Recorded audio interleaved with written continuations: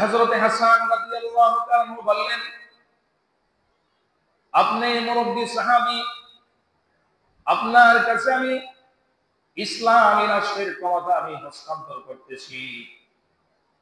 আপনার যখন অন্তিম সময় চলে আসবে তখন আপনার ছেলেকে আপনি বানাইবেন না খলিফা, আমাকে আমার হাতে ক্ষমতা হস্তান্তর করবেন। হযরত মুআবিয়া রাদিয়াল্লাহু তাআলা তিনিও রাজি হয়ে গেলেন। তিনি সুন্দরভাবে দেশ পরিচালনা করতে লাগলেন। রাষ্ট্র সুন্দরভাবে চলতেছে, কারণ হযরত মুআবিয়া রাদিয়াল্লাহু তাআলা শাসনামলে আরো ইসলামের প্রচার প্রসার বাড়ছে, আরো মুসলমানদের রাষ্ট্রের আয়তন আরো বেড়ে গেছে। হযরত আলী রাদিয়াল্লাহু তাআলার সময়ে ইরাকি ছিল রাজধানী, যেহেতু রাজধানীটা মিডলে মধ্যস্থানে থাকতে হয় দেশ পরিচালনার সুবিধার্থে, তখন এই মুসলিম রাষ্ট্রের রাজধানী ছিল ইরাকি। খুব সুন্দর চলছে, ওই দিকে ইয়াজিদ সে চক্রান্ত করতে লাগলো। তার উদ্দেশ্য হলো, যদি ইমাম হাসান যদি দুনিয়া থেকে থাকেন তাহলে আমি মুসলিম রাষ্ট্রের খলিফা হতে পারবো না, আমি তাকে কিভাবে দুনিয়া থেকে বিদায় করে দিতে হবে। তার বিভিন্ন চক্রান্ত চলছে। ওই দিকে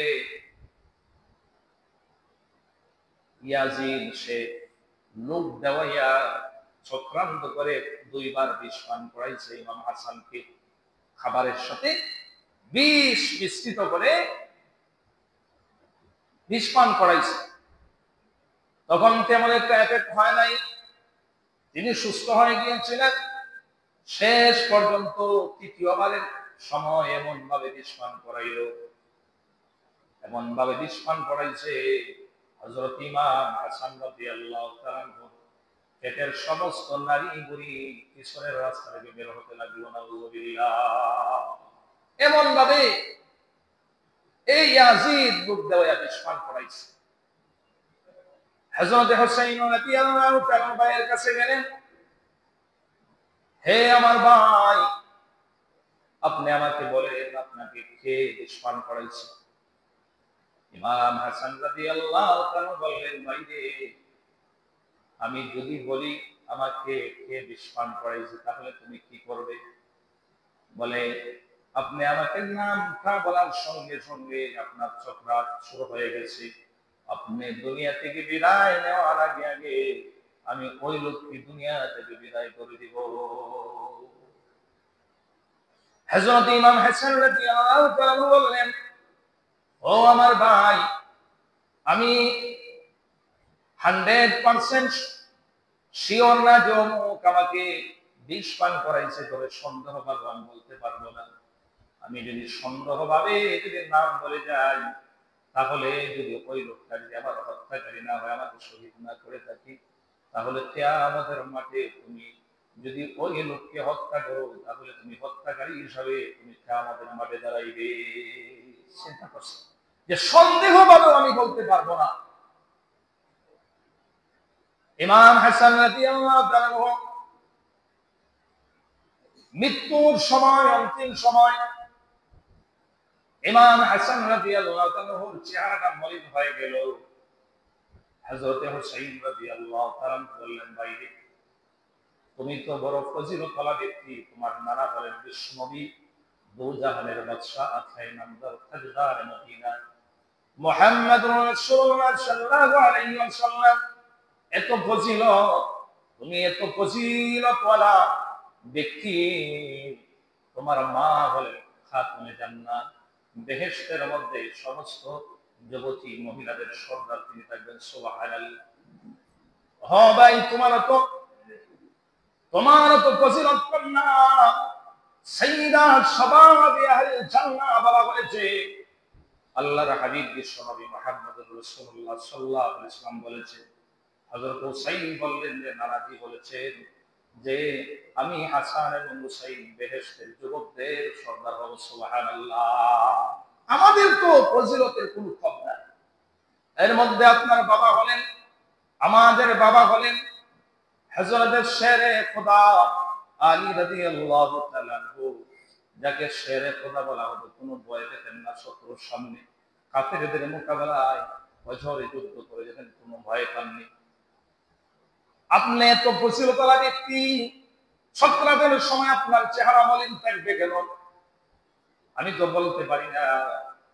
এমন সময় হযরত ইমাম হাসান রাদিয়াল্লাহু তাআলা বললেন, ভাইরে আমি এজন্য আমার চেহারাটা মলিন তুমি দেখতে পাইতেছো, কারণ আমার নানা ভাই, আমার নানাজি আমাকে বলে গেছেন আমিও থাকবো না, আমিও এখন অন্তিম সজ্জায় মৃত্যুর সময় আমার করে আছে, কারণ তোমাকে দুশমনেরা, কুফাবাসীরা তোমাকে কারবালা নামক প্রান্তরে তোমাকে শহীদ করে দিবে। এজন্য আমার চেহারা মলিন, আমি যদি দুনিয়ায় থাকতাম তাহলে তো আমি তোমার পাশে থাকতাম। চিন্তা করছে, মরার সময় ভাইয়ের কথা বলছেন। হযরত ইমাম হাসান রাদিয়াল্লাহু তাআলা ইন্তেকাল হয়ে গেল। ওইদিকে হযরত মুয়াবিয়া রাদিয়াল্লাহু তাআলা তিনি রাষ্ট্র চালাইতে লাগলেন। রাষ্ট্র চলছে, যখন হযরত মুয়াবিয়া রাদিয়াল্লাহু অসুস্থ হয়ে পড়লেন, সময় কাছাকাছি চলে আসলো, তখন ওনার ছেলে ইয়াজিদ সে চক্রান্ত আগ থেকে শুরু করেছে। সে আগ থেকেই প্রস্তুতি নিয়ে নিচ্ছে। সে তখন ইরাকে তার বাবার কাছে এলাকার মধ্যেই তাকে সে প্রস্তুত হয়ে আছে, যখন আমার বাবা ইন্তেকাল করবে তখন আমি মুসলিম রাষ্ট্রের খলিফা আমি দাবি করব। যখন হযরত মুয়াবিয়া রাদিয়াল্লাহু তাআলা ইন্তেকাল হয়ে গেল, তখন ইরাকি ছিল, সে গভর্নর হাওয়ালে ঢুকে সে নিজেকে মুসলিম রাষ্ট্রের খলিফা সে দাবি করলো। অনেকে তার এই খলিফা মেনে নিয়েছে, আর যারা প্রকৃত সাহাবী ছিলেন তারা মানতে পারেন নাই। মক্কাতে মদিনাতে ছিলেন হযরত ইমাম হুসাইন রাদিয়াল্লাহু তাআলা আনহু, আব্দুল্লাহ ইবনে ওমর, আব্দুল্লাহ ইবনে জুবায়ের, আব্দুল্লাহ ইবনে আব্বাস, কত বড় বড় আলেম ছিলেন তারা, বড় বড় ফকিহ ছিলেন তারা, এত এলেম তাদের ছিল। হযরত আব্দুল্লাহ ইবনে আব্বাস, আব্দুল্লাহ ইবনে ওমর, আব্দুল্লাহ ইবনে জুবায়ের তারা মানতে রাজি হলেন না, ইমাম হুসাইন মানতে রাজি হলেন না, কারণ একজন ফাসিক ছিল ইয়াজিদ, এমন কোন গুনাহ নাই যা সে করতো না। ওইদিকে তাড়াতাড়ি ইয়াজিদ তার একজন কাসেদ পাঠিয়ে দিল মদিনাতে, তাড়াতাড়ি আর কোন ব্যক্তির সমস্যা আমি মনে করি না, তুমি তাড়াতাড়ি আগে ইমাম হুসাইন থেকে আমার নামে বায়াত গ্রহণ করো। ওই ইরাক থেকে একজন কাসেদ আসলো মদিনায়, আসার পরে ইমাম হুসাইন রাদিয়াল্লাহু তাআলাকে বলল, আমাদের বর্তমান রাষ্ট্র প্রধান যিনি খলিফা ইয়াজিদ আমাকে পাঠাইছেন, ওনার নামে আপনি বয়ান গ্রহণ করার জন্য। ইমাম হুসাইন রাদিয়াল্লাহু তাআলা বললেন, হে কাসেদ শুনে নাও, একজন ফাসিক ফুজ্জারকে আমি ইসলামী রাষ্ট্রের খলিফা মেনে নিতে আমি পারবো না।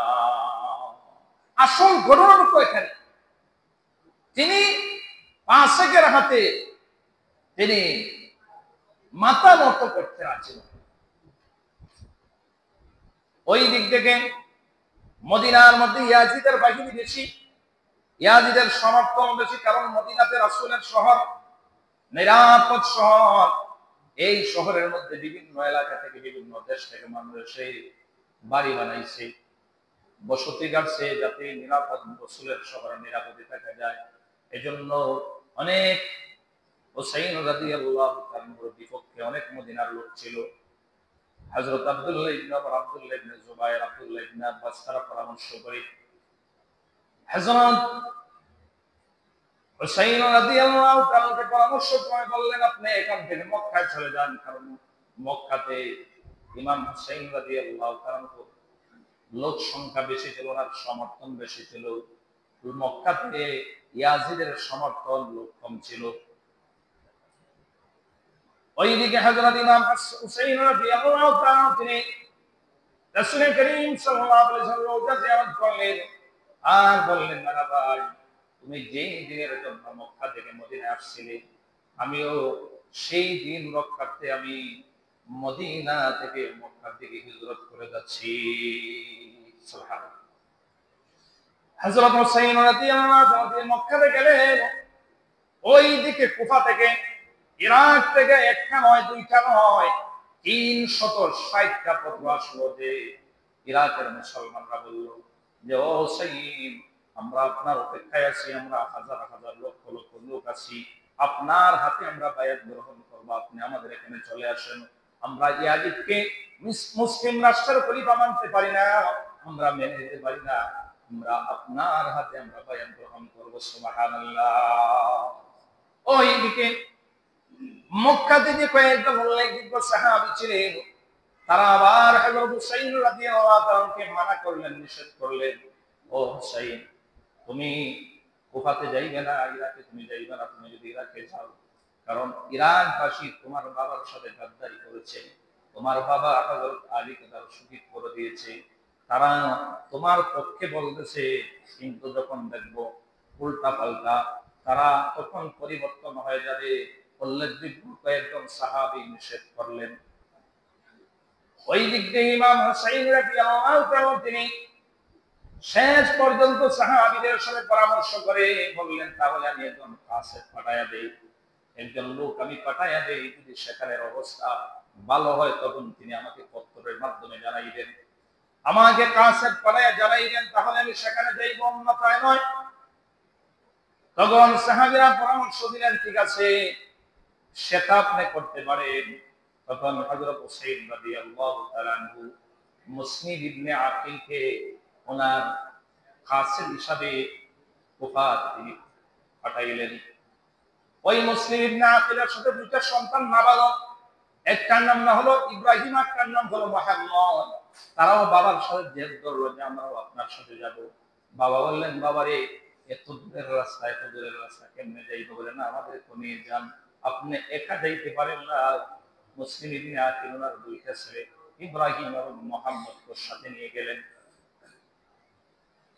যাইতে যাইতে যখন কুফার মধ্যে গিয়ে পৌঁছলেন, তখন তিনি ঘোষণা দিলেন যে আমি ইমাম হুসাইন আমাকে পাঠাইছেন বায়াত গ্রহণ করার জন্য, উনি আমাকে কাসেদ হিসেবে পাঠাইছেন, আপনারা আমার হাতে হুসাইন রাদিয়াল্লাহু তাআলার নামে বায়াত গ্রহণ করুন। সঙ্গে সঙ্গে প্রথম যে তিনি একজন লোকের বাড়িতে যাইয়া উঠেছিলেন, ওনার নাম হলো মুখতার ইবনে উমায়ের। মুখতার ইবনে উমায়েরের বাড়িতে গেলেন। সেখানে হযরত ইমাম হুসাইন রাদিয়াল্লাহু তাআলার নামে মুসলিম ইবনে আকিলের কাছে 12,000 মুসলমান বায়াত গ্রহণ করলো। তিনি তো ওই রাত্রে বুঝলেন যে অবস্থা তো খুব ভালো, কারণ এক সামান্য সময়ের ভিতরে 12,000 মুসলমান তারা ইমাম হুসাইন রাদিয়াল্লাহু তাআলার নামে বায়াত গ্রহণ করেছে। তাহলে তো সেখানকার অবস্থা ভালো। তিনি আরেকজন লোক পাঠিয়ে দিলেন পত্র দিয়া, বললেন যে যাও ইমাম হুসাইন রাদিয়াল্লাহু তাআলাকে গিয়া বইল, সেখানকার অবস্থা বড় ভালো, তারা সামান্য কিছু সময়ের মধ্যে 12,000 লোক ওনার নামে বায়াত গ্রহণ করেছে। কাছে দুনিয়া পাঠিয়েছে, পত্রবাহক চলে গেছে। ওইদিকে মুসলিম ইবনে আকিল বায়াত গ্রহণ করে তিনি তখন চলে গেলেন আরেক সর্দারের বাড়ি, তার নাম হলো উরওয়া ইবনে হাদি, হাদি ইবনে উরওয়া। ওইদিকে কুফার তখন গভর্নর ছিল ওবাইদুল্লাহ ইবনে জিয়াদ, সে খুব দুষ্ট ছিল, ইয়াজিদ বাহিনীর লিডার ছিল। সে ইয়াজিদের কাছে একজন কাসেদ পাঠাইয়া দিল, বলল যে হুসাইনের নামে একজন কাসেদ আসছে, তার নামে সে বায়াত গ্রহণ করতেছে, আপনি আমাকে অনুমতি দেন, এর ব্যবস্থা নিতে হবে। ইয়াজিদ বলল যে ইয়াজিদ আরো কিছু 3,000 সৈন্য দিয়ে পাঠাইয়া দিল, আর একটা লোককে পাঠাইয়া বলল, যাও তুমি ওবাইদুল্লাহ ইবনে জিয়াদ, তুমি কুফা থেকে বসরার গভর্নর হয়ে যাও। তখনকার সময় ছিল প্রাদেশিকা ছিল, এলাকা বিভক্ত ছিল, একই রাষ্ট্র কিন্তু প্রাদেশিকা হিসাবে ছিল। তখন এই ওবাইদুল্লাহ ইবনে জিয়াদ সে বসরার গভর্নর হাউজে এসে যখন সে আরবি পোশাক পরে ঢুকলো, তখনকার সময় ছিল যে তখন যে বাহিনীগুলা ছিল যে এসে গভর্নর হাউসে ঢুকতো, এই লোক দেখার বিষয় না, তারা তাকে মেনে নিত, তাকে গভর্নর হিসাবে তারা মেনে নিত। ওবাইদুল্লাহ ইবনে জিয়াদ আছে বসরার গভর্নর হিসেবে দাবি করলো, সমস্ত বাহিনী তার পক্ষে হয়। এবার ওবাইদুল্লাহ ইবনে জিয়াদ সে সৈন্যবাহিনী পাঠায়, তোমাকে মুসলিম ইবনে আকিলকে যেখানে পাবে সেখানে তোমরা ধরে নিয়ে আসবে আমার কাছে। অনেক সৈন্য দিয়ে দিল। ওইদিকে তখন মুসলিম ইবনে আকিল ওরওয়া ইবনে হাদির বাড়িতে ছিলেন, আরেক সর্দারের বাড়ি। আর প্রথম যে তিনি ওরওয়া ইবনে মুখতারের বাড়িতে তিনি গিয়েছিলেন, 12,000 মুসলমান যে ইমাম হুসাইন রাদিয়াল্লাহু তাআলা নামে যে বায়াত গ্রহণ করেছিল, সেখানে এসে সৈন্যবাহিনীরা ওরওয়া ইবনে হাদি বাড়িতে তো হযরত মুসলিম ইবনে আকিল ওনাকে পাইল না, না পেয়ে প্রায় কয়েক হাজার মুসলমানদেরকে সে গভর্নর হাওয়াজের সৈন্যরা নিয়ে গেল বন্দি করে নেওয়ার পরে এই খবরটা মুসলিম ইবনে আকিলের কাছে পৌঁছল। মুসলিম ইবনে আকিল তখন পরের দিন জিহাদের ডাক দিলেন। ওনার জিহাদের ডাকের কারণে 40,000 মুসলমান আর এক ডাকে ইমাম হুসাইন রাদিয়াল্লাহু তাআলার নামে বায়াত গ্রহণ করলো, সারা দিল। সারা দেওয়ার পরে হযরত মুসলিম ইবনে আকিল তিনি 40,000 লোকদেরকে নিয়ে গভর্নর হাউসটা, ওবাইদুল্লাহ ইবনে জিয়াদ যে বসরার গভর্নর ছিল, এই গভর্নর হাউসটা ঘেরাও করলেন। ওই দিক থেকে আগেছে 12,000 লোক ছিল, তারা ইমাম হুসাইন রাদিয়াল্লাহু তাআলার নামে যে বায়াত গ্রহণ করেছিল, তাদেরকে যে বন্দী করে নিয়েছিল, তাদের কয়েকটি সুদম আছে 40,000 এর মধ্যে। পরে যে তারা জিহাদের মধ্যে শরীক হয়েছিল, তখন কিছু সুযোগ দিল ওবাইদুল্লাহ ইবনে জিয়াদ, সুযোগ দেয়া তার বাহিনী দেওয়া তাদেরকে বুঝাইতে লাগলো। তাদেরকে দিল, যাদেরকে বন্দী করে নিয়ে আসছিল তাদেরকে বললো যে তোমরা কি আমার আপনজন চাও, না তোমরা হুসাইনকে চাও, মুসলিম ইবনে আকিলকে চাও? আমরা যদি দুনিয়া থেকে বিদায় নিই তাহলে তোমরা হুসাইনটা কি করবে? এইভাবে যখন বুঝাইতে লাগলো, তখন তাদের যে আত্মীয় স্বজন ছিল, যাদেরকে বন্দী করেছিল, তারা একে একে চলে যাইতে লাগলো। ইমাম মুসলিম ইবনে আকিল তিনি জোহরের নামাজ পড়লেন, দেখলেন মাত্র 10,000 40,000 এর মধ্যে যখন তিনি সালাম ফিরাইলেন, জোহরের নামাজের সালাম ফিরাইলেন, তখন দেখলেন মাত্র 10,000 বাহিনী ওনার সাথে আছে, 10,000 লোক আছে। আসরের নামাজের আযান দেওয়া হলো, নামাজের ইমামতি তিনি করলেন মুসলিম ইবনে আকিল।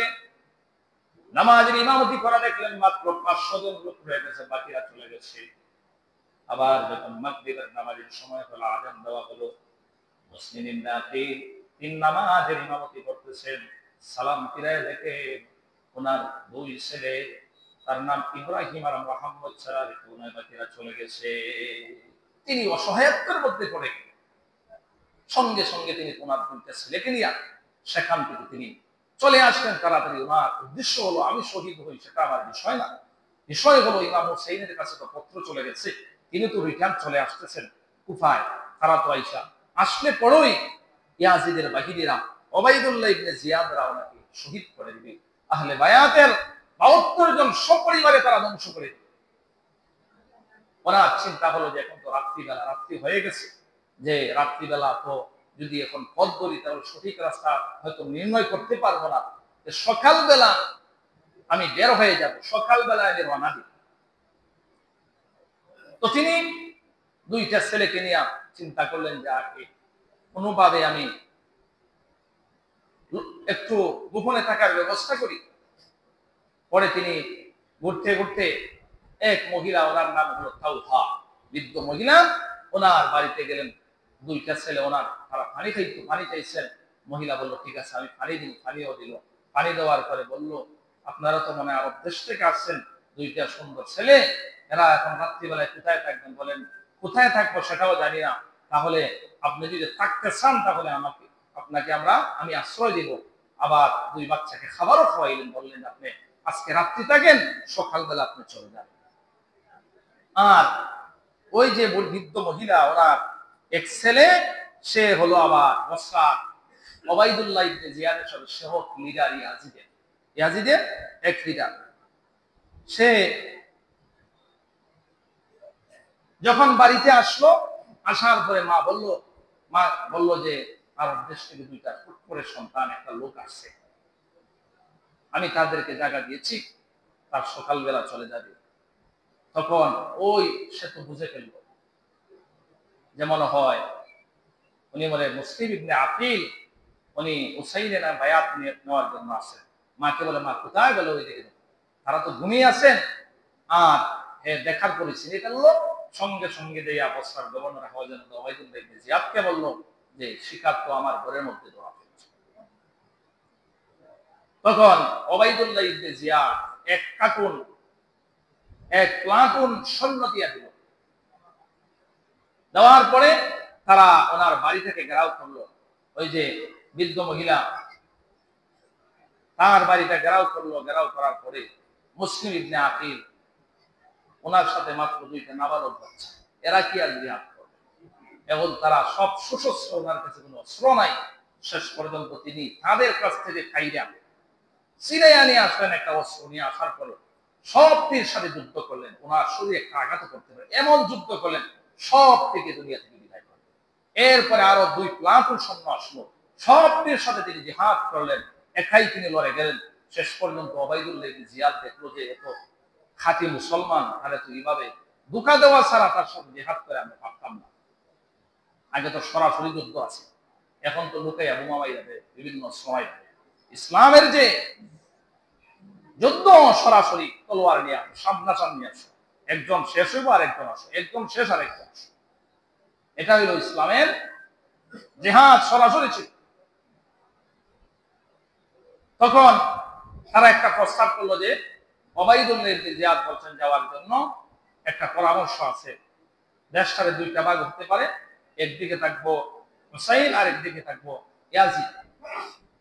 তিনি তো মনে করলেন সরল ভাবে গেলেন। যাওয়ার পরে 3টা গেট, এই যে গভর্নর হাউসটা 3টা গেট পাড়ি দিতে হয়, তারা 3টা গেটের মধ্যে জল্লাদ রাখছে, বাহিনী রাখছে। প্রথম গেট পাড়ি দিলেন, দ্বিতীয় গেট পাড়ি দিলেন, তৃতীয় গেট যখন পাড়ি দিলেন দেখা যায় তলোয়ার দিয়ে ওনার মাথাটা বাড়াইছেন, এমনিতেই ওনাকে শহীদ করে দিল, মাথা দিয়ে খণ্ডিত করে দিল।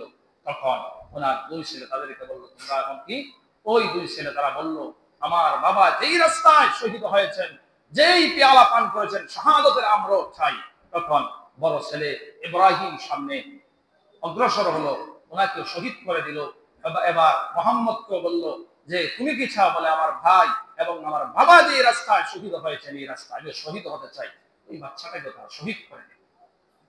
ওই যে ইমাম হুসাইন রাদিয়াল্লাহু আনহু তিনি পত্র পাইয়া জিলহজ মাসের 3 তারিখ তিনি রওনা হয়েছেন। জিলহজ মাসের 3 তারিখ তিনি আহলে বায়াতের 72 জন লোক নিয়ে তিনি রওনা দিলেন সপরিবারে। ওনার উদ্দেশ্য জিহাদের উদ্দেশ্য ছিল না। ভাবছেন যে সেখানে গেলে হয়তো ইয়াজিদ আমাকে মেনে নিবে, অথবা দেশটা প্রাদেশিক হিসাবে 2 দিকে বিভক্ত হতে পারে। এদিকে রওনা হয়ে গেলেন হযরত হুসাইন রাদিয়াল্লাহু তাআলা ওনার পরিবার বর্গকে নিয়ে বিভিন্ন প্রদেশ পাড়ি দিলেন। বাতনুর রুম্মা, সরদা, কাদসিয়া এলাকায় যখন পৌঁছলেন, এর ভিতরে কেউ কোনো খবর ওনাকে সংবাদ দেয় নাই যে ইয়াজিদে যে ওনার ওবাইদুল্লাহ ইবনে জিয়াদ যে ওনার কাসেদকে শহীদ করে, কেউ কিছু বলে নাই। কাদসিয়া নামক প্রান্তরে যখন পৌঁছলেন, তখন একটা লোক বলল ও ইমাম হুসাইন, আপনিই তো মানে ইমাম হুসাইন, আপনি যে আপনার পরিবার বর্গকে নিয়ে আসছেন, আপনার কাসেদকে মুসলিম ইবনে আকিল এবং তার 2টা বাচ্চাকে তারা শহীদ করে দিয়েছে। এবার ইমাম হুসাইন রাদিয়াল্লাহু আনহু চিন্তায় পড়ে গেলেন, কি করব আমি? তখন মুসলিম ইবনে আকিলের ভাইয়েরাও ছিল তার সাথে। তারা উঠে বলল এই ইমাম হুসাইন, আমার ভাই এবং ভাতিজাকে যারা শহীদ করে দিয়েছে, আপনি ফিরে যেতে পারেন, আমরা ফিরব না।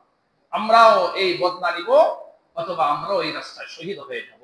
এই কথা শোনার সাথে সাথে ইমাম হুসাইন রাদিয়াল্লাহু তাআলা তিনি বললেন ঠিক আছে, তোমাদের যেই ভাষণ আমারও সেই ভাষণ। আমি সামনের দিকে যাব।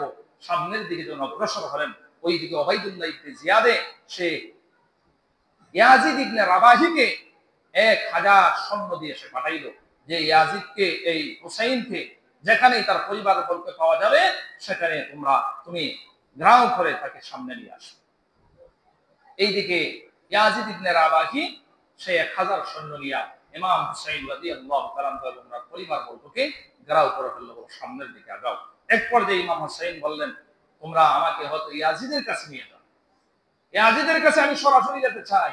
সামনের দিকে আগাইতে লাগলো, আগাইতে গেল। আরেকদিকে ওবাইদুল্লাহ ইবনে জিয়াদ আরো 60,000 সৈন্য হুররে পাঠাইলো যে যাও তোমরাও গিয়া তাদের সাথে কি করবে, যুদ্ধের মধ্যে যাবে। এখন তারা সৈন্য কয়জন? 5,000। আর ওইদিকে ইমাম হুসাইন রাদিয়াল্লাহু তাআলার সাথে আহলে বায়াতের 72 জন, 10 জন ছিলেন মহিলা বা রুগ্ন, আর এর মধ্যে 82 জন, 82 জনের মধ্যে 72 জন ছিলেন যুদ্ধ করার উপক্রম, আর বাকি 10 জন মহিলা এবং শিশু, কোলের শিশু এবং রুগ্ন। জয়নাল আবেদিন হযরত ইমাম হুসাইন রাদিয়াল্লাহু তাআলার ছেলে, তিনি রুগ্ন ছিলেন। সামনে যখন আগাইতেছেন, আগানোর সাথে সাথে এই বসরাত যখন গিয়া পৌঁছলেন, তখন ইমাম হুসাইন রাদিয়াল্লাহু তাআলা বললেন যে তোমরা আমাকে সুযোগ দাও, ইয়াজিদের সাথে কথা বলার সুযোগ দাও। তখন আমর ইবনে আস, তিনিও দ্বিতীয় সেনাপতি ছিলেন ইয়াজিদের, ওনাকে বলল যে, উনি বললেন যে ইমাম হুসাইন যখন ইয়াজিদের কাছে যেতে চান, তাহলে আমরা এখানে রক্তপাত করে আমাদের লাভ নেই। আমরা তো রক্তপাত কেন করব, যেহেতু ইয়াজিদের জন্য দেখা করতে চান। মোটামুটি ওবাইদুল্লাহ ইবনে জিয়াদও রাজি হয়ে গেল, আমর ইবনে সাম তিনিও রাজি হয়ে গেলেন যে না, ওনাকে পাঠাই দেন ইয়াজিদের কাছে। শেষ পর্যন্ত সীমা, সে হলো দিল জমশেদ, সে তো পাষাণ হৃদয়, সে বলল, এই ওবাইদুল্লাহ ইবনে জিয়াদ, যদি হুসাইন তোমার ফান্দা এখন ধরা দিছে, যদি সে ছুটে যায়, তোমার পরবর্তীতে খবর হয়েছে। এই কথা বলার সঙ্গে সঙ্গে ওবাইদুল্লাহ ইবনে জিয়াদ বলল, ঠিক আছে, তাহলে তোমাকে আমি প্রধান সেনাপতি বানাইলাম, তুমি আরো 17,000 সৈন্য নিয়ে। কয় হাজার? 17,000। 17 পাশে কত? 22,000। আর ওইদিকে তারা মাত্র 72 জন। এভাবে সামনের দিকে আগাইতে আগাইতে দেখতে পেলেন যে কারবালা নামক প্রান্তরে ইমাম হুসাইন রাদিয়াল্লাহু তাআলা চিনে ফেললেন যে হাযা কারবালাউন, আমার নানাজি এই মাঠের কথাই বলেছিলেন যে এই মাঠে কারবালা নামক প্রান্তরে আমাকে তারা শহীদ করবে। এই মাঠের মধ্যে উপস্থিত হয়েছেন। তখন মুহররমের 3 তারিখ ছিল, রওনা দিয়েছিলেন ওইদিকে জিলহজ মাসের 3 তারিখ, আর কি পড়ছেন মাঠের মধ্যে কত তারিখে? মুহররম মাসে। প্রায় 1 মাস সময় লাগছে। পাশে একদিকে পাহাড়, আর পাশে হলো ফোরাত নদী, আর সামনে হলো কারবালা, এই প্রান্ত। ইমাম হুসাইন রাদিয়াল্লাহু তাআলা দেখলেন যুদ্ধের দামামা বেজে যাবে, তখন তিনি ওনার কিছু লোকদেরকে নিয়ে তিনি 3 দিক দিয়া গর্ত খনন করলেন। গর্ত খনন করে তিনি আগুন জ্বালাইয়া দিলেন, যাতে 3 দিক থেকে তারা আক্রমণ না করতে পারে। সামনের দিক খোলা রাখলেন যে সামনাসামনি যুদ্ধ হবে। তারা হলো 22,000, আর ওইদিকে ইমাম হুসাইন রাদিয়াল্লাহু তাআলা ওনার সাথে ছিল কি 72 জন যুদ্ধ করার মতো।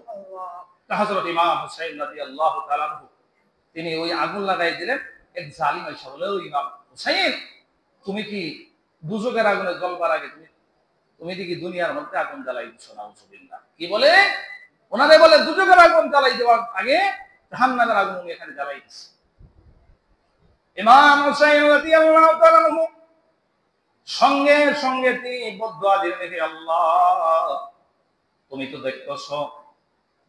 সে বলে, আমি জাহান্নামের দুজকের আগুন দুনিয়ার মধ্যে জ্বালাই দিয়েছি, মাবুদ, তোমার কাছে আমি বদদুয়া দিলাম, তুমি ওই জালিমকে ধ্বংস করে দাও। এই কথা বলার সঙ্গে সঙ্গে ওই যে বলেছিল যে দুজকের আগুন জ্বালাই দিয়েছি তুমি দুনিয়ার মধ্যে, এ খালি বলে আল্লাহ আতাস, আল্লাহ আতাস, পিপাসার্থ হইতে হইতে আরেকজন ওদের বাহিনীর একজন পানি পিছাইয়ে দৌড়ায়, কিন্তু না, খবর নাই, সে কলিজা কইটা দুনিয়া থেকে বিদায় দিছে।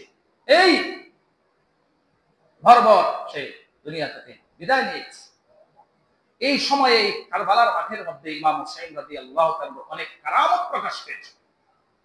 এর মধ্যে আরেকটা আয়েশা বলতেছে, এইদিকে তারা ফুরাত নদীর পানি বন্ধ করে দিল। ইমাম হুসাইন রাদিয়াল্লাহু 50 জন লোক দিলেন যে দাও, 500 জনের সাথে যুদ্ধ করে তোমরা পানি নিয়ে আসো।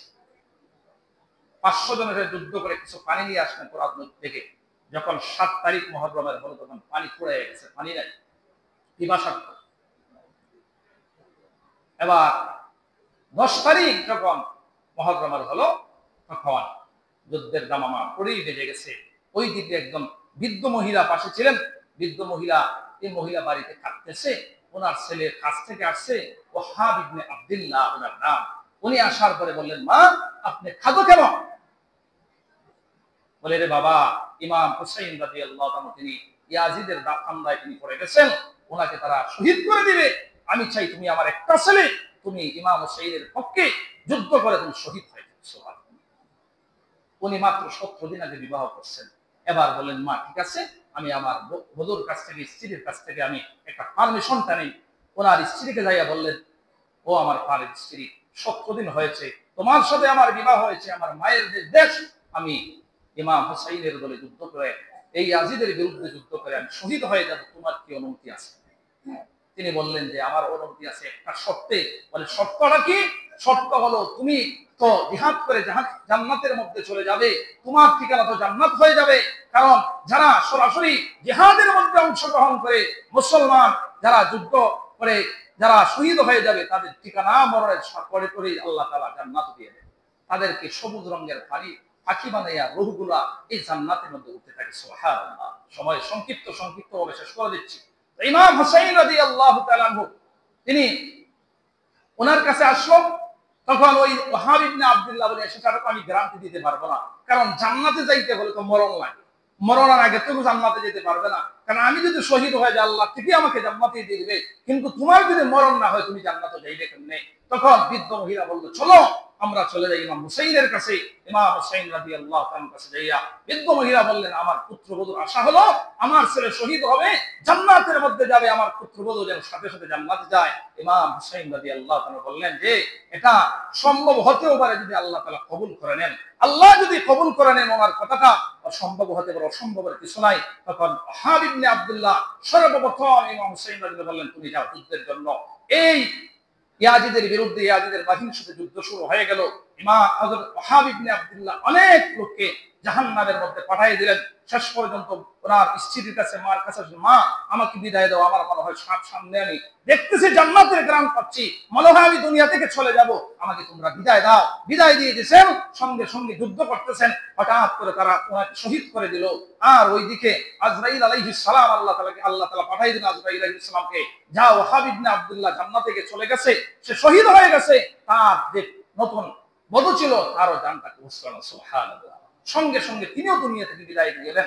আর এইভাবে যুদ্ধ করতে করতে সমস্ত আহলে বায়াতের 10 জন বাদে 72 জনের মধ্যে 71 জন শহীদ হয়ে গেলেন। ওই দিক দিয়া ইমাম হুসাইন রাদিয়াল্লাহু তাআলা তিনি হয়ে গেলেন। এবার ইমাম হুসাইন রাদিয়াল্লাহু যুদ্ধ চালায় গেলেন এবং যুদ্ধ করতে লাগলেন বীর বিক্রমে। এত আঘাত করেছে তারা, এখন ইমাম হুসাইন রাদিয়াল্লাহু যুদ্ধ করতে করতে একবারে ক্লান্ত হয়ে পড়লেন। এবার উনি যখন বসে পড়লেন, এই সীমার বলতেছে, যাও যাও তোমরা গিয়া তার মাথাটা নিয়ে শোনা। নাউজুবিল্লাহ। তখন কোনো লোক আগায় না, যে এই চেহারার মধ্যে বিশ্বনবী মুহাম্মদ রাসূলুল্লাহ সাল্লাল্লাহু আলাইহি ওয়াসাল্লাম কত সোনা দিয়েছেন, কত আদর নাতির করেছেন, এটার তো কোনো হিসাব নাই। খেয়ে সামনে যাব, শেষ পর্যন্ত দিল জমশেদ সীমানা দিয়ে ওর মাথাটাকে দ্বিখণ্ডিত করলো। নাউজুবিল্লাহ।